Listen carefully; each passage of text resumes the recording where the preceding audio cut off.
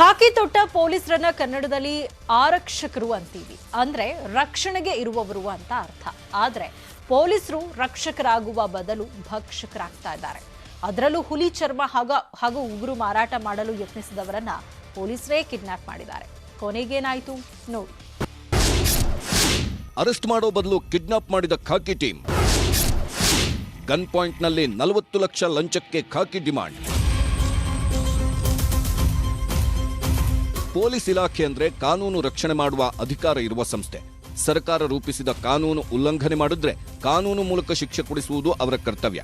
ಆದರೆ ಪೊಲೀಸರು ಆ ಕೆಲಸವನ್ನ ಬಿಟ್ಟು ಉಳಿದ ಕೆಲಸ ಮಾಡುವುದರಲ್ಲೇ ಹೆಚ್ಚು ಆಸಕ್ತಿ. ಮಾರತಹಳ್ಳಿ ಠಾಣೆ ಸಬ್ ಇನ್ಸ್ಪೆಕ್ಟರ್ ರಂಗೇಶ್ ಹಾಗೂ ಸಿಬ್ಬಂದಿ ಹರೀಶ್, ಮಹದೇವ್ ನಾಯಕ್ ಹಾಗೂ ಮಹೇಶ್ ಎಂಬುವರು ಹಣದಾಹದಿಂದ ಅಪರಾಧ ಕೃತ್ಯ ಎಸಗಿದ್ದಾರೆ. ಹುಲಿ ಚರ್ಮ ಉಗುರು ಮಾರಾಟಕ್ಕೆ 4 ಯತ್ನ.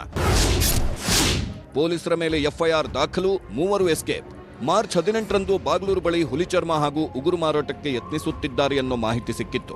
ಪೊಲೀಸ್ ಇನ್ಫಾರ್ಮರ್ ಶಬ್ಬೀರ್, ಜಾಕೀರ್ ಜೊತೆಗೆ ಅಖಾಡಕ್ಕಿಳಿದ ಮಾರತಹಳ್ಳಿ ಪೊಲೀಸರು ಹುಲಿ ಚರ್ಮ ಮಾರಾಟ ಮಾಡಲು ಯತ್ನಿಸಿದ್ದ ಮಲ್ಲಪ್ಪ ಮತ್ತು ರಾಮಾಂಜಿ ಎಂಬುವರನ್ನ ಕಾರಿನಲ್ಲಿ ಕೂರಿಸಿಕೊಂಡು ಎಸ್ಕೇಪ್ ಆಗಿದ್ರು. ನಾವು ಪೊಲೀಸರು ಅನ್ನೋದನ್ನು ಹೇಳದೆ ನಿರ್ಜನ ಪ್ರದೇಶಕ್ಕೆ ಕರೆದೊಯ್ದು ಹಣೆಗೆ ಗನ್ನಿಟ್ಟು 40 ಲಕ್ಷ ಹಣಕ್ಕೆ ಬೇಡಿಕೆ ಇಟ್ಟಿದ್ರು. ಮಾರತಹಳ್ಳಿ ಪಿಎಸ್ಐ ಸೇರಿ 4 ಪೊಲೀಸರು ನಿಮ್ಮನ್ನ ಬಿಟ್ಟು ಕಳಿಸಬೇಕು ಅಂದ್ರೆ 40 ಲಕ್ಷ ಹಣ ತರಿಸಿ ಅಂತ ಸಂಬಂಧಿಕರಿಗೆ ಫೋನ್ ಮಾಡಿಸಿದ್ರು. ಕಂಗಾಲಾದ ಸಂಬಂಧಿಕರು ಪೊಲೀಸ್ ಠಾಣೆಗೆ ದೂರು.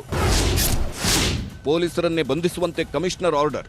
ಹುಲಿ ಚರ್ಮ ಮಾರಾಟಕ್ಕೆ ಯತ್ನಿಸಿದ್ದ ರಾಮಾಂಜಿ ಕಿಡ್ನಾಪ್ ಆದ ವಿಚಾರ ಗೊತ್ತಾಗ್ತಿದ್ದ ಹಾಗೆ ಸಂಬಂಧಿ ಶಿವರಾಮಯ್ಯ ಬಾಗ್ಲೂರು ಠಾಣೆಗೆ ದೂರು ನೀಡಿದ್ರು.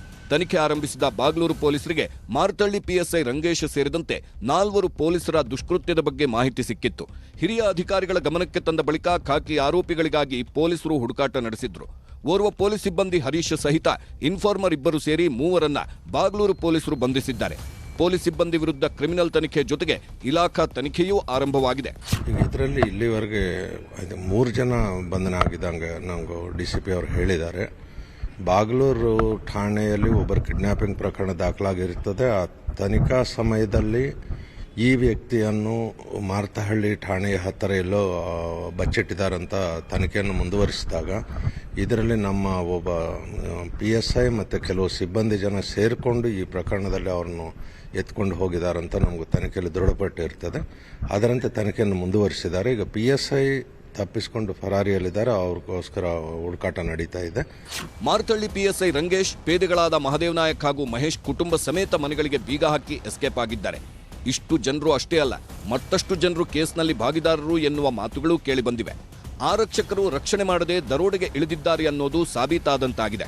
ಮುಂದೆ ಯಾವ ಕ್ರಮ ಕೈಗೊಳ್ಳುತ್ತಾರೆ ಅನ್ನೋದರ ಮೇಲೆ ಪೊಲೀಸ್ ವ್ಯವಸ್ಥೆ ಸರಿದಾರಿಗೆ ಬರಬೇಕಿದೆ. Gangadhar ವಾಗಟ, crime bureau, news 18.